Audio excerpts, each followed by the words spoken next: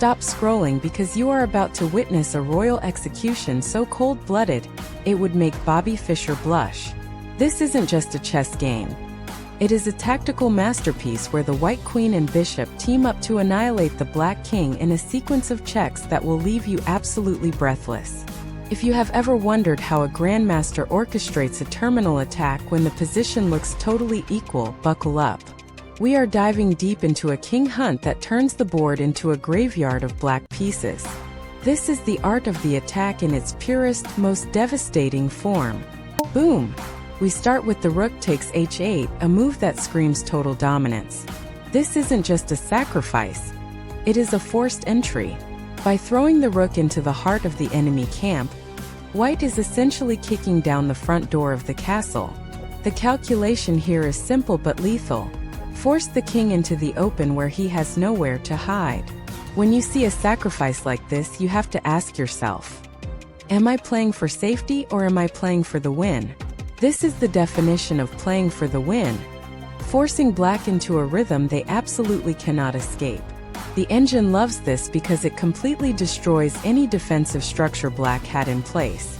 Black is forced to respond with king takes h8. At this point, the material balance has shifted, but look at the coordination of the white pieces.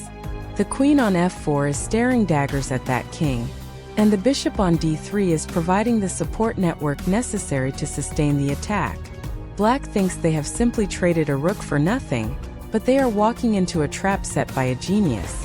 The beauty of this move for black is that there literally is no other choice.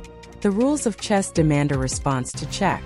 But by moving the king to h8, black has effectively signed their own death warrant because the square h8 is a tomb, not a refuge. And here comes the hammer. Queen h6 check. This move is absolutely venomous. It denies the king any chance to crawl back into the center. White isn't just giving check, they are cutting off the oxygen supply.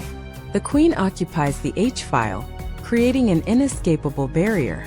If you are learning how to attack, notice how the pieces move in perfect synchronization. The queen doesn't just jump in randomly. She takes control of the critical line that leads to the final showdown. Black is now dancing to white's tune, and that tune is a funeral march.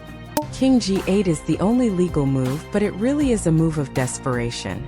Black is trying to scramble back to the shadows, hoping to find some semblance of safety behind the remaining pawns. However, white has calculated every single square. When you find yourself in this position as the defender, you feel the walls closing in. The king is essentially trapped in a small cage of his own making, and the white queen is the warden. Every move black makes now is just a delay of the inevitable. Notice how white has successfully isolated the black pieces, rendering the knight on d4 and the queen on c5 completely useless in the defense. Bishop h7 check. This is pure refined aggression. White is utilizing the light-squared bishop as a surgical instrument. By checking on h7, white forces the black king to commit to another path, further dragging him out into the open plains where he is exposed to the full firepower of the white army. It is fascinating to watch how a single minor piece can dictate the entire flow of the board. The bishop isn't just attacking. It is protecting the f5 square and pinning down the king's movement. It is a masterclass in piece cooperation.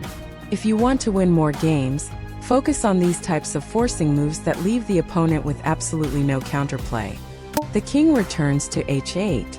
It is a futile attempt to hide, but the rhythm is already set. Black is caught in a perpetual cycle of fear. You can almost feel the tension through the screen. At this stage, white is already thinking 5 steps ahead to the mate. This move emphasizes the isolation of the black king. White has total control of the dark squares and the h-file, and there is absolutely nothing black can do but watch the clock run down. It is a psychological breakdown as much as a tactical one. Bishop g6 check. This is the double tap. Notice how white uses the bishop to clear the path, and then immediately repositions to keep the pressure on. This move is brilliant because it forces the king back to g8, effectively wasting black's time. In high-level chess, time or tempo is the most valuable currency you possess. By forcing the king to move back and forth, white is banking tempo to set up the final checkmate structure. It is beautiful, simple, and utterly devastating. King g8 once again. Black is essentially a passenger in their own game now. The defensive coordination has evaporated, and the black king is just waiting for the final blow. It is the hallmark of a grandmaster game. The defender is crushed not by one big mistake, but by the relentless weight of accurate forcing play. White has effectively taken the initiative and squeezed every drop of positional advantage out of the setup. Queen h7 check. We are narrowing the perimeter.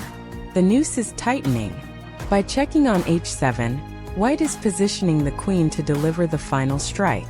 The coordinate play between the queen and the bishop is what makes this sequence so iconic. The black king is now paralyzed. There is no escaping the diagonal pressure, and there is no escape from the h-file. Every square of the king's perimeter is covered. This is what we call total board control. King f8 is the final movement of the king. He has nowhere else to turn.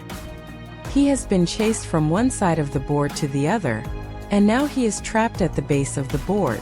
White has played this perfectly. There were no shortcuts, no lucky breaks, just pure calculation and tactical dominance.